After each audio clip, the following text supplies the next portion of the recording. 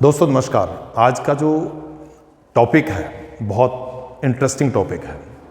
Topic क्या है? आज 15 अक्टूबर है। 15 अक्टूबर को एक महान शख्सियत का जन्म हुआ और उनका कंट्रीब्यूशन इस समाज के लिए, भारत देश के लिए, स्टूडेंट्स के लिए इतना बड़ा रहा, इतना मैग्नीफाइड रहा कि उनके नाम से, उनके बर्थ डेट को इंटरनेशनल स्टूडेंट डे के रूप में सेलिब्रेट किया जाता है, अंतर्राष्ट्रीय विद्यार्थी दिवस। क्यों?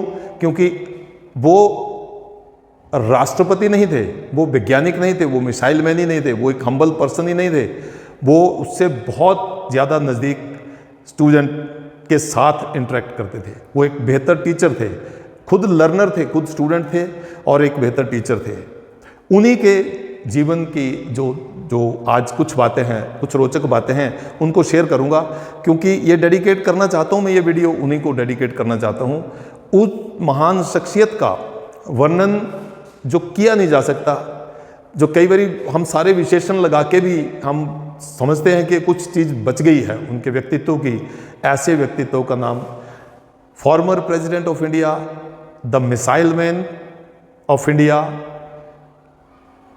एक ऐसा व्यक्ति जिसका कोई शत्रु नहीं है, जिसको हम बोलते हैं अजात शत्रु, zero I mean enemies, no enemy, no political enemy, no financial enemy, no grudges with anybody, no teacher author relation anywhere where he have worked, कहीं पे भी किसी का कोई दुश्मन ना हो। ऐसा व्यक्ति वर्तमान समय में या कुछ वर्ष पहले जिनको हम देख चुके हैं भारत का राष्ट्रपति के रूप में, ऐसा व्यक्ति ढूंढना आज पूरे विश्व में अगर हम ढूंढने निकलें तो हम ढूंढ नहीं पाएंगे। तो डॉक्टर APJ अब्दुल कलाम, इनका जन्म बहुत हम्बल एक मुस्लिम परिवार में रामेश्वरम में तमिलनाडु में हुआ 15 अक्टूबर सन 1931 ईस्वी को। 10 भाई बहनों के परिवार में, जहाँ पर बहुत आर्थिक स्थिति इनकी परिवार की अच्छी नहीं थी, पिताजी नाव चलाते थे, तो उसमें आर्थिक जो तंगियाँ थी वो आनी स्वाभाविक थी, परंतु कभी रास्ते में रोड़ा नहीं बन सकी। ऐसा जीवन रहा उनका, ऐसा प्रेरक जीवन रहा कि हजारों लाखों करोड़ों जो स्टूडेंट्स हैं जिनके मन में, या करोड़ों लोग जो हैं जिनके मन में ये रहता है कि मेरे को किसी, अगर आर्थिक स्थिति मेरी अच्छी होती तो मैं ये करता या ये कर लेती, अगर मेरा कुछ ऐसा होता तो मैं ऐसा कर लेता। उन सबको ये कहानी आज सुननी चाहिए और उनको इस कहानी से कुछ प्रेरणा ऐसी लेनी चाहिए जो उनको अंदर से एक मोटिवेशन, इंटरनल मोटिवेशन दे, एक्सटर्नल मोटिवेशन नहीं, इंटरनल मोटिवेशन दे कि मुझे ये करना है। I am born to succeed, I am born to succeed. तो वो जो व्यक्तित्व हैं, उन्हीं के जन्म को आज हम, इस वीडियो को मैं डेडिकेट करना चाहता हूँ। और मैं ये ज़रूर कहना चाहता हूँ, आज मैंने स्टूडेंट्स के साथ भी एक इंटरेक्शन किया है और उनके साथ उनके व्यक्तित्व के बारे में कुछ चर्चा की है। मुझे लगा कि मुझे ये वीडियो के माध्यम से भी और अन्य लोगों तक भी पहुंचाना चाहिए। That's why I am here. तो doctor APJ Abdul Kalam, doctor APJ Abdul Kalam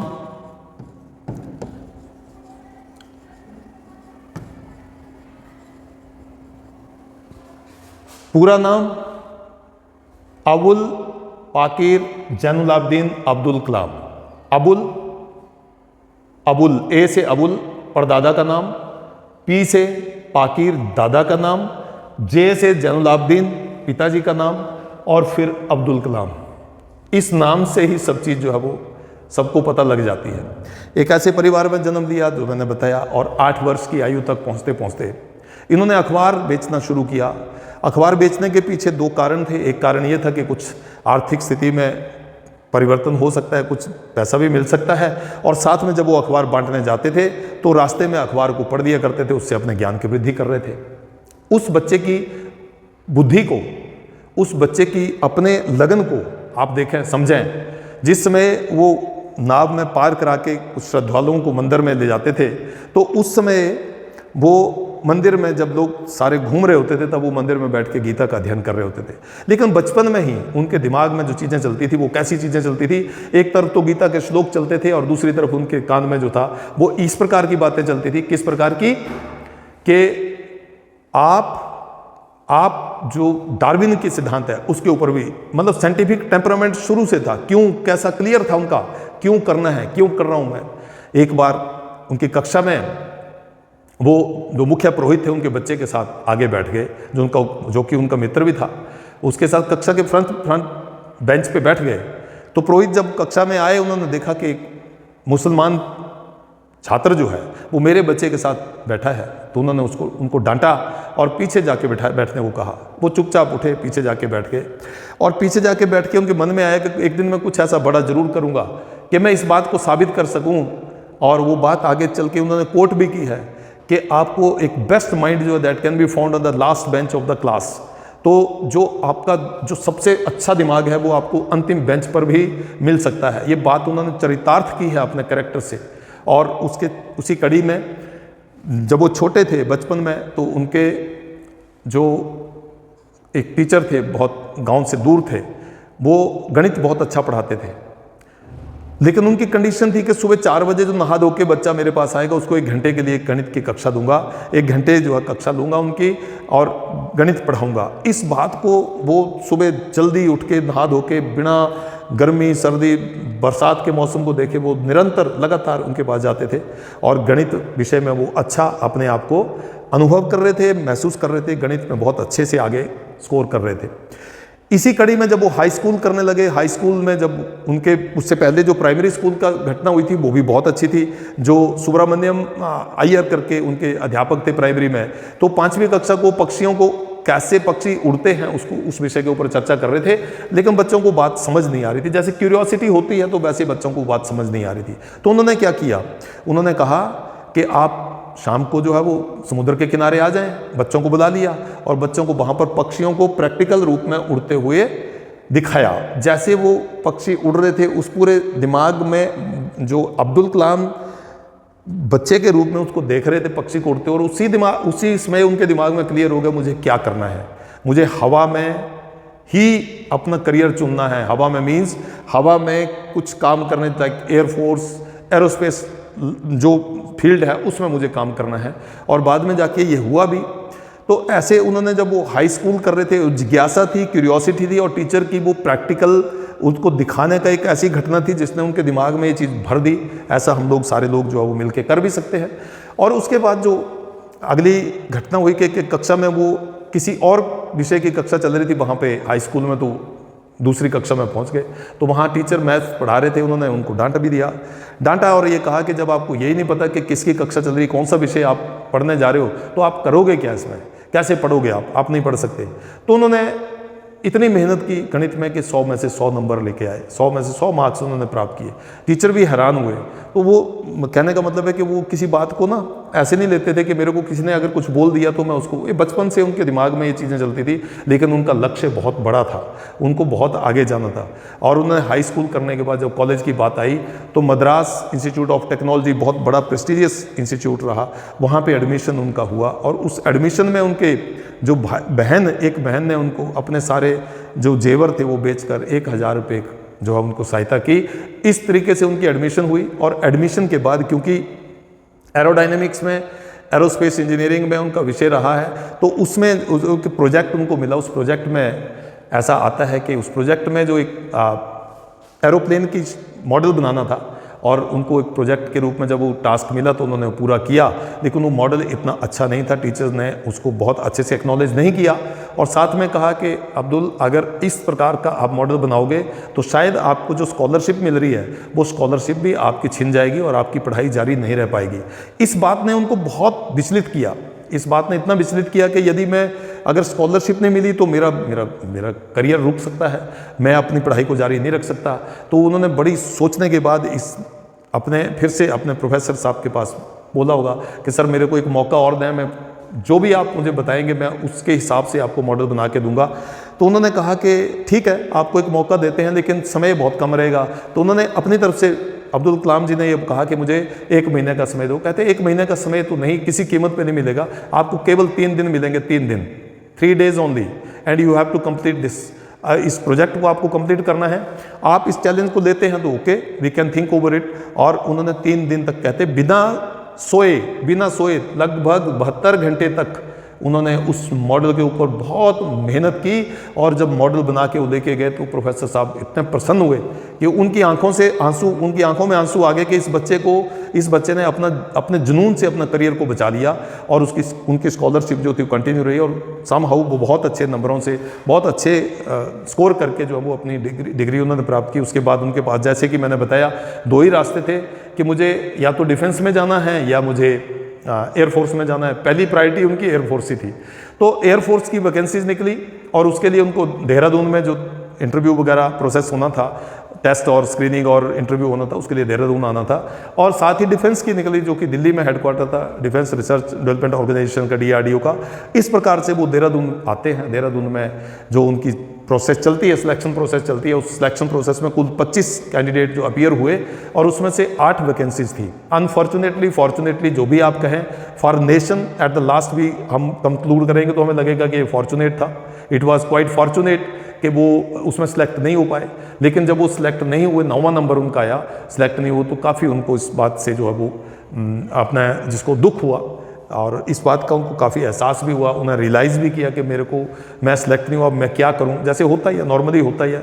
when he was very young age compare to today's young people, हम ये मान सकते हैं कि उस समय भी ये परिस्थिति रही होगी कि घर की आर्थिक स्थिति अच्छी नहीं है, आप किसी स्कॉलरशिप के सहारे, किसी की सहायता के सहारे आप पढ़े हैं और एक नौकरी का मौका लगा, उस मौके को, अपॉर्चुनिटी को आप मिस कर गए तो दुख तो होता है।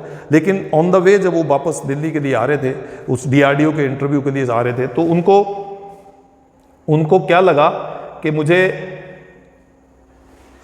ऋषिकेश में वो कुछ दिनों के लिए रुक गए। ऋषिकेश में एक बड़े महान संत उस समय शिवानंद जी होते थे, आज भी कहते, काफ़ी उनके आश्रम वहाँ पे हैं। उनके पास उन्होंने अपना बात बताई कि मैं ऐसे ऐसे एक परीक्षा के लिए आया था और ऐसे ऐसे मेरे साथ हुआ है। तो उन्होंने सुनी वो बात और उसके बाद उनको जवाब दिया कि यदि आपका लक्ष्य पवित्र हो, बड़ा हो और उस लक्ष्य में आपका जुनून और शिद्दत से आप उसके ऊपर काम करें तो वो लक्ष्य आपको जरूर प्राप्त होता है, आप उस लक्ष्य तक जरूर पहुंचते हैं। इस बात ने उनके दिमाग में बहुत गहरा असर किया और कुछ समय बिताने के बाद वो गीता का अध्ययन करने के लिए, अध्ययन करते करते, मतलब गीता को पहले भी पढ़ते थे वो, अब और अच्छे से वो पढ़ने लगे, क्योंकि शिवानंद महाराज जी ने उनको जो बताया कि गीता में जीवन को जीने की कला है। आप कैसी स्थिति में अपने आप को पाते, किसी भी स्थिति में आप पाएं, बहुत उल्लास में हो तब भी, बहुत खिन्न हो, बहुत दुखी हो तब भी, आपको गीता ऐसा ग्रंथ है, ऐसा पवित्र ग्रंथ है, इररिस्पेक्टिव ऑफ एनी रिलीजन। आप जब भी इसको पढ़ते हैं, एक एक श्लोक में इतना गूढ़ अर्थ छिपा है। तो उन्होंने जब जैसे बताया, और वो संस्कृत के बहुत बड़े, जो उनको बहुत अच्छी लगती थी संस्कृत भाषा, सीखते भी थे, तो उन्होंने उसका अध्ययन किया और जब DRDO में आए तो सिलेक्शन हो गई। विक्रम साराभाई, डॉक्टर विक्रम साराभाई जैसे लोगों के सानिध्य में उनको काम करने का अवसर मिला 1963-64, और उन्होंने काम करना शुरू किया। इसी बीच में कुछ समय के लिए उनको नासा में, अमेरिका में, जो कुछ 6 महीने की ट्रेनिंग के लिए स्पॉन्सर किया गया, भेजा गया। 1963 की बात है, 62-63 की बात है, 63 की। और जब वो वहाँ पहुँचे तो वहाँ के जो वैज्ञानिक थे, वहाँ के जो एडमिनिस्ट्रेशन था, उन्होंने देखा कि ये व्यक्ति तो बहुत विलक्षण बुद्धि का मालिक है। तो उनकी तरफ से प्रपोजल आया कि आप यहीं रहो, हमारे देश के लिए काम करो, नासा में काम करो, आपको जो भी आपके देश में आपको सैलरीज मिलती हैं उसके कई गुना ज़्यादा, 5 से 10 गुना ज़्यादा आपको सैलरीज दी जाएंगी, और आप यहीं शादी करो और अपने पैसे कमाओ, जो आपको करना है वैसे आप करें, अपनी ज़िंदगी को ऐशो आराम में जिए। क्योंकि उस समय भारत की आर्थिक स्थिति जो थी बहुत अच्छी नहीं थी, सबको पता है ऐसा, और जो भी प्रोजेक्ट उनको करने थे उसके लिए भी जो फंड्स की आवश्यकता पड़ती थी वो भी शायद पूरी नहीं हो सकती थी। ये सारी स्थितियां, लेकिन इस बात से उनके मन में बड़ा द्वंद्व चल रहा था और उन्होंने कहा कि मैं कुछ समय के बाद निर्णय दूंगा। लेकिन कुछ समय के बाद उन्होंने कहा कि नहीं, मुझे भारत वापस जाना है। और एक ही बात मन में थी कि यदि मैं ऐसा करूंगा, यदि मैं अमेरिका में रहना शुरू करता हूं तो मैं अपने देश की सेवा करने से वंचित रह जाऊंगा। क्या स्पिरिट थी जी देशभक्ति की। आज हम बोलते हैं देशभक्ति की भावना जो पैदा होनी चाहिए, ये इस व्यक्ति से सीखना चाहिए। इस व्यक्ति से, मतलब जीवन के एक एक पहलू से अगर हम कुछ भी सीख लें, हमारे जीवन में बहुत बड़ा परिवर्तन हो सकता है। देशभक्ति आप एक तरफ से धन दौलत ऐशो आराम छोड़ना चाहते हैं, आपको जो आप चाहते हैं उसको आप छोड़ना चाहते हैं, और दूसरी तरफ आप देश में आकर सेवा करना चाहते हैं, जहां पर आपको पता है कि जिस प्रोजेक्ट को लेके मैं काम कर रहा हूं, जिस प्रोजेक्ट के लिए मुझे कुछ आवश्यक जो धन राशि की आवश्यकता होगी वो भी मुझे उपलब्ध होने की जो है वो संभावना नहीं है, आप फिर बोलते हैं कि नहीं मुझे अपने देश वापस लौटना है, आप वापस आते हैं। और PSLV polar satellite launch vehicle, आप उसका काम करते हैं, सफल करते हैं, उसको बनाते हैं। आज सैटेलाइट लॉन्च करते हैं हम, लेकिन उसको लॉन्च करने के लिए व्हीकल तो चाहिए। वो पोलर सैटेलाइट लॉन्च व्हीकल बनाने के लिए अब्दुल कलाम जी ने बहुत काम किया, बहुत मेहनत की, और ऐसे करते करते आगे जाके वो जो इसरो है उसको ज्वाइन करते हैं। और इसरो ज्वाइन करने के साथ सतीश धवन जी जो कि उस समय के डायरेक्टर थे, वो उनको कहते हैं कि आपको प्रधानमंत्री मिलना चाहते हैं, आपसे बात करना चाहते हैं, आपसे मुलाकात करना चाहते हैं। मीन्स प्रधानमंत्री जी ने आपको याद किया है, आपको बुलाया है, वो आपसे बातचीत करना चाहते हैं। उस समय प्रधानमंत्री श्रीमती इंदिरा गांधी जी थी, और उनके पास कुछ, उन्होंने कहा I am not dressed up, I am not good dresses with me, how can I meet prime minister of India. तो उन्होंने कहा कि आप ना एक सफल व्यक्ति बन चुके हैं, और सफलता जो है वो बोल रही है अब आपकी, अब आपको ड्रेस के ऊपर ध्यान देने की आवश्यकता नहीं हो। प्राइम मिनिस्टर साहब को वो चप्पल में मिलने चले जाते थे, how simple the person was.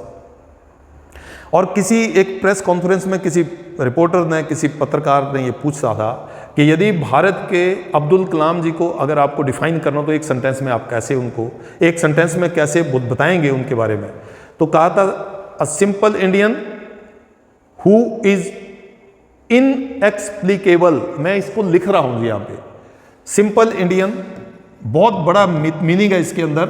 Simple Indian who is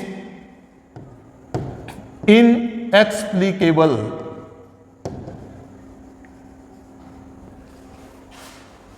inexplicable मतलब जिसका विशेषता बताई ना जा सके। एक सिंपल साधारण व्यक्ति, साधारण भारतीय जिनकी विशेषताएं बताई ना जा सके। How wonderful this statement was, how wonderful this sentence is, कि आप एक व्यक्ति के बारे में बताना चाहते हैं जो कि बहुत साधारण व्यक्ति है, लेकिन जिसकी विशेषताओं के बारे में हमें पूरी जानकारी नहीं है। और ये सब चीज़ें जो है वो 1974 में पोखरण पहला, जिसका laughing Buddha was the symbol, और पोखरण में परमाणु विस्फोट करके उस समय बहुत सारी ऐसी स्थितियां थी कि लेकिन आपने वो करवाया, आप करने में सक्षम हुए, पूरी दुनिया को पता चला, और उसके ऊपर फिर आप धीरे धीरे आगे जाके जो है वो आपने और काम किया, जो कि जाके 1998 में आपने स्वर्गीय श्री अटल बिहारी वाजपेयी जी के नेतृत्व में जब सरकार केंद्र में थी, उसमें पोखरण 2 लगातार 5 विस्फोट करके आप विश्व की छठी शक्ति, परमाणु शक्ति बनने के आपने भारत को गौरव प्रदान करवाया। हमारा पूरा देश, पूरा राष्ट्र, पूरे एक एक व्यक्ति इस राष्ट्र का जो है वो आपका कृतज्ञ सारी उम्र के लिए रहेगा कि आपने भारत को सीना चौड़ा करके जवाब देने लायक जो है वो बनाया, और उस श्रेणी में ला खड़ा किया जहां पर लोग जो थे वो आपको डरा और धमका रहे थे। हमारे पड़ोसी देश बता रहे थे कि इनके पास परमाणु शक्ति है, चाइना पाकिस्तान को उसमें परमाणु शक्ति का जो ट्रांसफ़र करने के उस पर था, तो हमेशा ये लगता था, लेकिन आपने वो काम किया। इतना सर्विलेंस होने के बावजूद आपने वो काम करवाया, आपके नेतृत्व में वो काम किया, भारत सरकार ने वो आपके नेतृत्व में वो काम करवाया। इसके लिए मैं आपको नमन करता हूँ, आपको याद करते हैं, आपको शत नमन करते हैं। तो इनके बारे में ये सब चीज़ें हुई, लेकिन इसके बाद उनके दिमाग में जब आप बड़ी सारी मिसाइल्स, जैसे पृथ्वी है, नाग है, ऐसी मिसाइल के ऊपर काम कर रहे हैं, तो महाभारत अग्नि मिसाइल जो थी वो बड़ी एक ड्रीम प्रोजेक्ट था उनका। अग्नि मिसाइल जो थी वो बार बार फेल हो रही थी, और लोगों ने बोलना शुरू कर दिया था। लोग बोलते थे कि ये सफल नहीं हो सकती। इंटरकॉन्टिनेंटल बैलिस्टिक मिसाइल्स, ICBM, ये सर सिंपल नहीं है। ये बोलना सिंपल है उस देश में जहां पर अभी कुछ समय पहले आज़ादी प्राप्त की, और उस देश में जहां 3 युद्ध अभी तक सरकार जो है वो देश जो वो लड़ चुका है, और बहुत खाद्यान्न भी पूरी उसमें नहीं थे। मतलब बहुत सारी स्थितियां जो थी वो यहाँ अनएक्सप्लेनेबल हैं, बताई नहीं जा सकती। वैसी स्थिति में आप इंटरकॉन्टिनेंटल बैलिस्टिक मिसाइल के बारे में सोच रहे हैं। और वो कहते कि मैंने उसमें महाभारत पढ़नी शुरू की, और महाभारत में एक करेक्टर आता बर्बरीक का। बर्बरीक का जो करेक्टर है उसमें 3 तीर थे उनके सामने, 3 तीर थे उनके पास। एक तीर था प्रोटेक्ट करने के लिए, दूसरा तीर था चलाने के लिए, खत्म करने के लिए, और तीसरा तीर था किस तरफ से जाना है। गाइडेड मिसाइल, गाइडेड, ये 3 चीजें उनके दिमाग में बैठ गई कि प्रोटेक्ट करना है, हिट करना है, और डायरेक्शन कौन सी लेनी है। अरे कमाल। और उसी में सुदर्शन चक्र, श्री कृष्ण जी का सुदर्शन चक्र जो चलता है, उसको उन्होंने देखा कि सुदर्शन चक्र चल रहा है और सुदर्शन चक्र किसी जगह पे जाके रुक जाता है। फिर लगता है जब अब इसको जो है वो खत्म करने से, तो लाके उसका जो है वो काट दिया, खत्म कर दिया। मतलब आप अपनी गाइडेड मिसाइल का जो कॉन्सेप्ट था वो वहां से उन्होंने लिया और इसके ऊपर उन्होंने काम किया। और जब 1989 ईस्वी में अग्नि मिसाइल एक बार फेल हुई, एक बार नहीं 2 बार फेल हुई, तो लोगों ने कई कुछ इसके ऊपर इतना पैसा जो आपने खर्च कर दिया और इतना जो है वो आपने इसके ऊपर लगा दिया। तो एक दिन प्रेस कॉन्फ्रेंस में उन्होंने, सतीश धवन जी ने उनको बोला कि आप आइए प्रेस कॉन्फ्रेंस करके बताएंगे। तो वो डरे हुए थे और उन्होंने डर में उनको लग रहा था कि मैं कैसे जवाब दूंगा देश को, देश का पैसा इसके ऊपर लग रहा है, जवाब कैसे देंगे। लेकिन जब वो प्रेस कॉन्फ्रेंस में बैठे तो जैसे प्रश्न आया तो माइक जो था, साउंड सिस्टम जो था, वो प्रोफेसर डॉक्टर सतीश धवन जी ने अपनी ओर ले लिया। और जब उन्होंने ये कहा कि yes we have failed in launching Agni missile successfully, but I assure you within 1 year of time we will successfully launch and demonstrate the world this Agni missile। और 1 साल भी नहीं लगा जी, इतनी मेहनत पूरी टीम ने मिलकर उसमें की कि 1 साल के नहीं, बहुत कम समय में, कुछ महीनों के अंदर जो है अग्नि मिसाइल का सफल परीक्षण हुआ। और अग्नि मिसाइल के सफल परीक्षण के बाद फिर से प्रेस कॉन्फ्रेंस हुई, और जब फिर से प्रेस कॉन्फ्रेंस हुई तो फिर से प्रोफेसर सतीश धवन जी और डॉक्टर APJ अब्दुल कलाम जी उस प्रेस कॉन्फ्रेंस का सामना कर रहे हैं। इस बारी माइक, जैसे प्रश्न आता है तो माइक जो है वो सतीश धवन जी माइक अब्दुल कलाम जी की तरफ कर देते हैं एंड कहते हैं कि आप इसमें जवाब दें। वो बड़े हैरान थे, उनको कुछ नहीं सूझा। How grateful he was. उन्होंने कहा कि this is the real leadership, this is the real leadership, I have learned many things out of this। when you are successful, give the credit to others, and when you are failure in doing something, take the charge of that। leader is a person who has a vision, mission, and above all the responsibilities in the chances of failure, and giving the credit to the team members when they are successful। How wonderful the response was, and somehow that was concluded with a very smiling note कि आपने बहुत अच्छा जो है वो इसमें काम किया है, बहुत कम समय में आपने इसको सक्सेसफुली लॉन्च कर दिया। फिर ये सिलसिला चलता रहा और उसके बाद जब 1998 में वो पोखरण 2 जो विस्फोट हुआ था, जिसमें 5 विस्फोट हुए थे और ऐसी स्थिति में हुए थे, आपको बताएं 1991-92 से काम चल रहा था और उसमें जो काम चल रहा था उसमें इन्होंने सारे वैज्ञानिकों को इकट्ठा करके, जो मरुस्थल हमारा जो रेगिस्तान है राजस्थान में, उस जगह पे पोखरण में ही, वहाँ पे उन्होंने सारे वैज्ञानिकों को पहले तो मिलिट्री की ड्रेस पहना दी ताकि किसी को ये डाउट ना हो।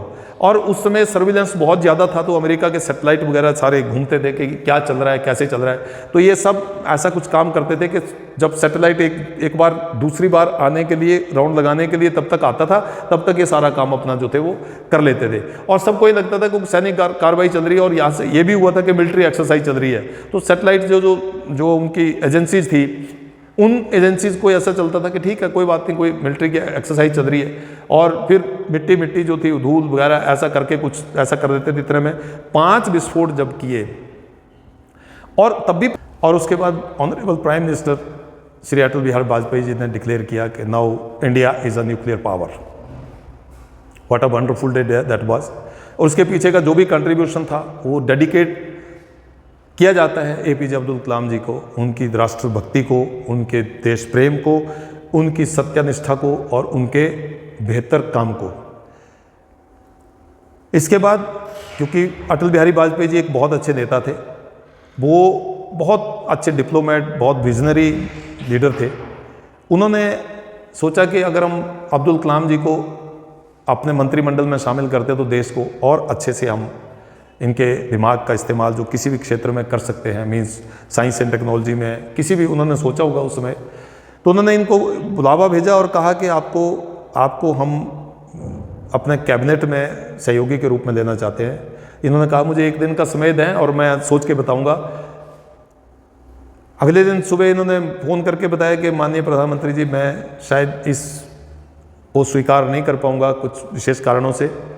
बस इतनी बात हुई और उसके बाद जाके उनको अपडेट करते हैं, उनके पास जाकर उनको बताते हैं कि मैं कुछ और करना चाहता हूँ, मैं एक टीचर हूँ और मैं एक टीचर अन्नामलई यूनिवर्सिटी जाके मैं वापस पढ़ाना चाहता हूँ ताकि मैं और लोगों को जानकारी दे सकूँ, बहुत सारे यंग माइंड्स के साथ मैं बात कर सकूँ और फिर विश्व गुरु बनने की कगार जो राह पर हम लोग निकल चलें।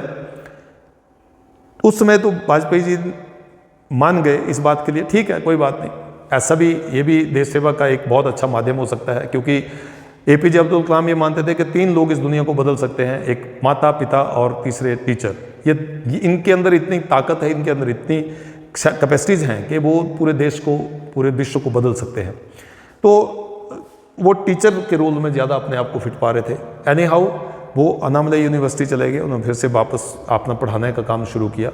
बट लेटर ऑन इन 2002 जब प्रेसिडेंट इलेक्शन की बात आई तो फिर से प्राइम मिनिस्टर ने उनको याद किया और उनको कहा कि अब तो आप हमें इनकार नहीं करेंगे तो बेहतर होगा, अच्छा लगेगा।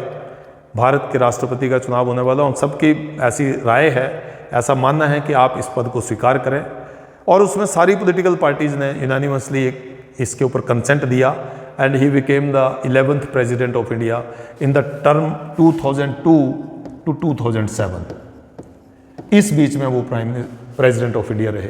अब उसके बाहर अंदर की कहानी ये है कि वो जब प्रेसिडेंट हाउस जाते हैं तो उनसे पूछा जाता है कि आप किस किस को, प्रेसिडेंट पद की जब शपथ होती है तो उससे पूछा जाता है, उनसे पूछा जाता है किस किस को आप बुलाना चाहते हैं। उन्होंने कहा कि प्रोटोकॉल के हिसाब से आपको पता है किस किस को बुलाया जाता है, हाँ उनको जरूर बुला लें।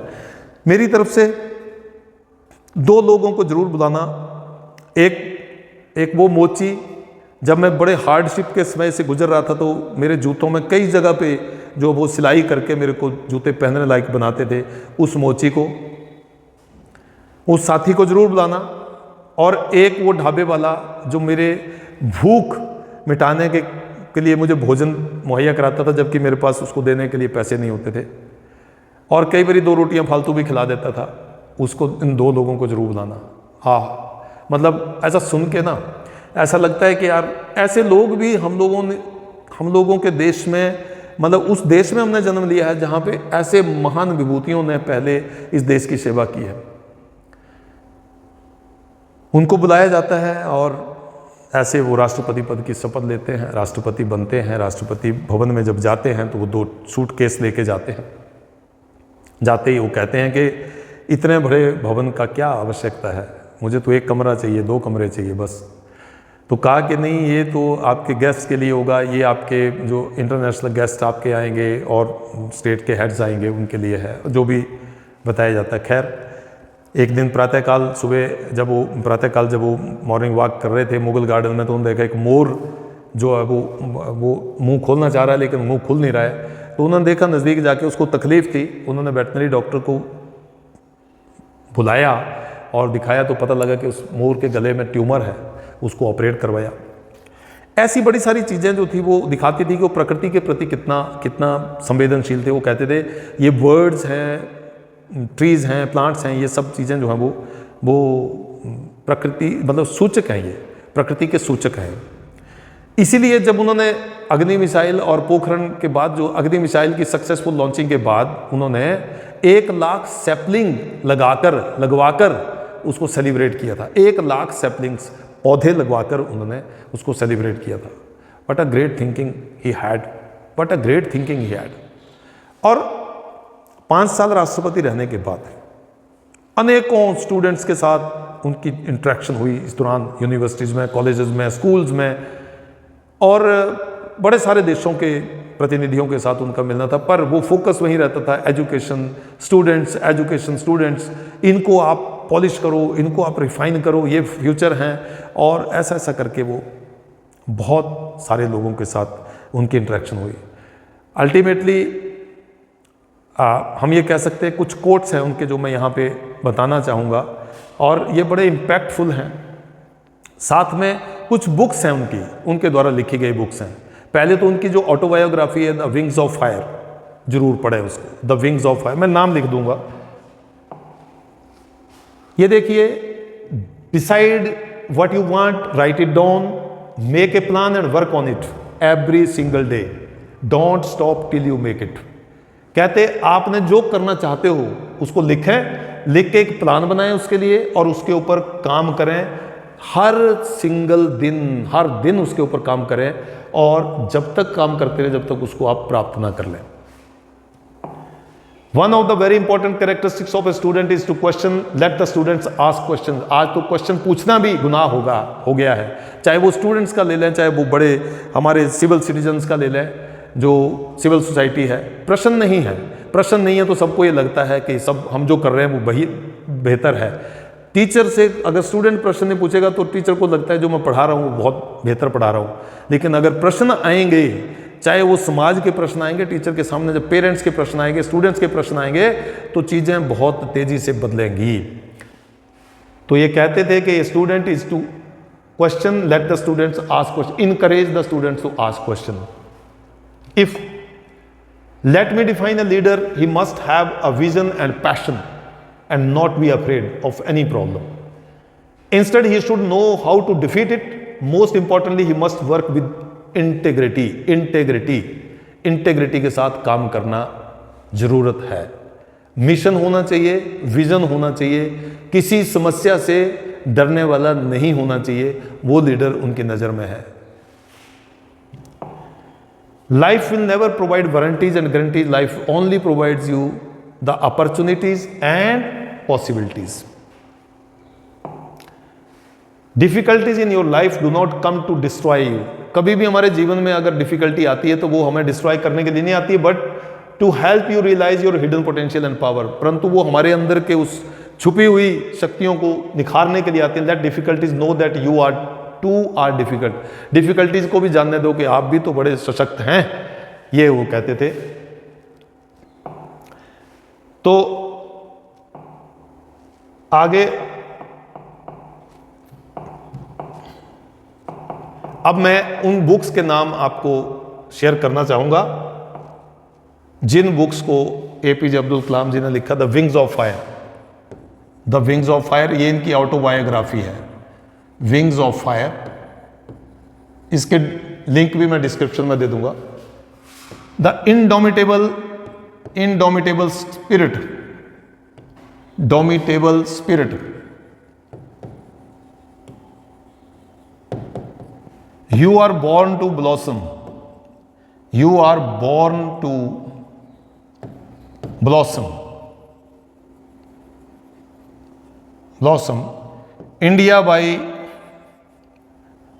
by 2020, the ignited minds,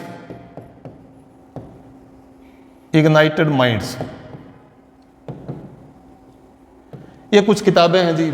मतलब every student, every Indian person must read this, not only Indian person but everyone who can read must read this books.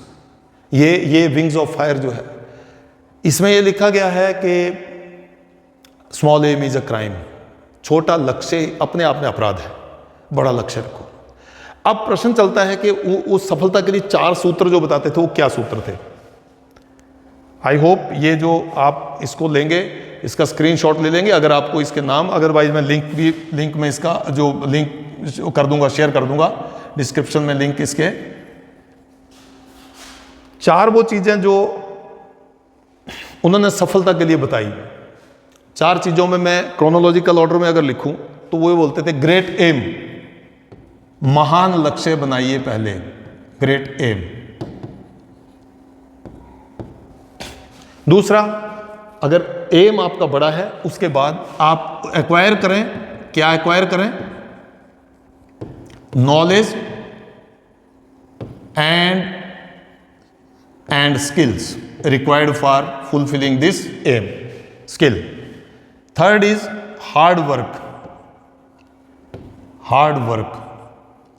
And fourth is Perseverance.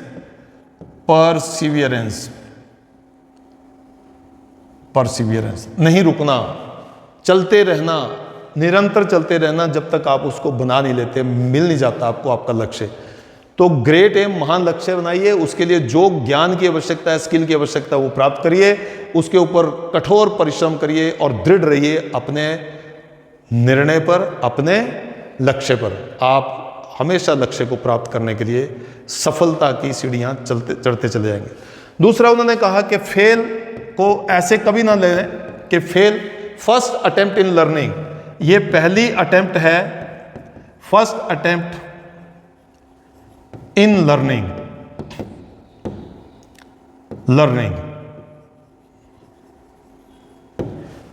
ये कुछ चीजें हैं जो हम ये कह सकते हैं कि स्वामी विवेकानंद जी जैसी फिलॉसफी, उनके जैसा जीवन दर्शन एपीजे अब्दुल कलाम जी ने वो लाइफ को पूरी तरह से जिया है. सत्या, सिंप्लिसिटी. लास्ट में जब वो अपने राष्ट्रपति भवन से निकले तो वही 2 सूटकेस थे और कुल प्रॉपर्टी क्या जी उनकी, लगभग 2-2.5 हजार किताबें, 2-2.5 हजार किताबें, 2500 किताबें कहते हैं उनकी.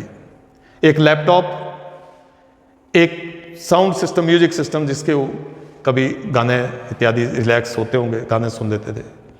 6 शर्ट्स 4 पैंट्स जिसमें से 2 डीआरडीओ की थी, डीआरडीओ वाली वर्दी की थी. एक जूते का जोड़ा और एक चप्पल का जोड़ा. कुल मिला के ये उनकी संपत्ति थी. वो वेतन नहीं लेते थे. और राष्ट्रपति भवन में जब वो थे, राष्ट्रपति थे, उस समय उनके भाई का पोता दिल्ली के एक मुनरिका जैसे इलाके में किराए के घर में रहता था, किराए के कमरे में रहता था, पढ़ाई करता था या कुछ करता था. परंतु राष्ट्रपति होते हुए भी उन्होंने ये नहीं कहा कि वो उनके साथ आके रह ले. बहुत बड़ी बात है जी, मैं बहुत बड़ी बात कह रहा हूँ. एक बार अपने परिवार के सदस्यों को बुलाया, अपने परिवार के सदस्य कुल 50-52 लोग, आगे सारे लोग, चाय पानी हो रहा है, सब कुछ हो रहा है. उसके बाद अजमेर शरीफ भी वो चादर चढ़ाने के लिए उनके धर्म के अनुसार जाते हैं.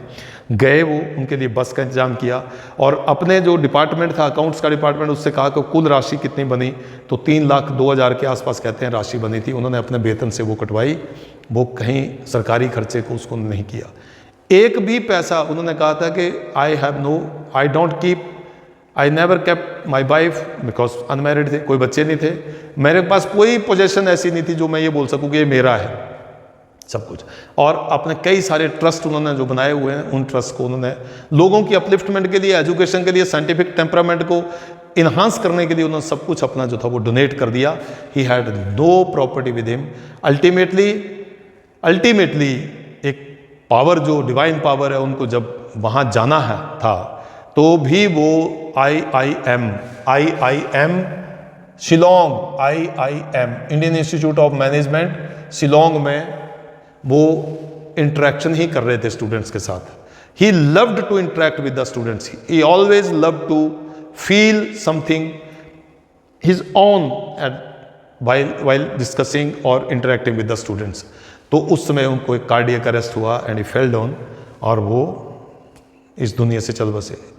कई सारे जो इनाम थे, पद्म भूषण, पद्म विभूषण, वीर सावरकर अवार्ड, भारत रत्न जैसे अनेकों उनको जो थे वो सम्मान से सम्मानित किया गया था. लेकिन वो उससे कहीं ऊपर थे. वो एक ऐसे व्यक्तित्व के धनी थे, कोई ये ना कह दे कि वो किस उसमें थे. इसलिए वो एक मुसलमान होने के बावजूद, उन्होंने वो मुसलमान होने के बावजूद, मतलब हम ये ना समझें, एक देश को, देश प्रेमी कौन होता है, उसमें कोई धर्म, कोई जाति, कोई वर्ग, कोई ऊंच नीच, कोई पुरुष महिला, लिंग भेद नहीं होता. देशभक्ति तो यहाँ से होती है. और उस व्यक्ति ने पूरे देश में ये चीज़ जगा दी है कि कोई भी व्यक्ति कहीं से भी उठकर शिखर तक जाकर भी उतना हम्बल बना रह सकता है. मैं सत नमन करते हुए उनको, उनके लिए इतनी ही प्रार्थना करूंगा कि वो जहाँ भी हैं, जहाँ पर भी वो हैं, परमपिता परमात्मा अल्लाह उनको अपने श्री चरणों में स्थान दें। जय हिंद,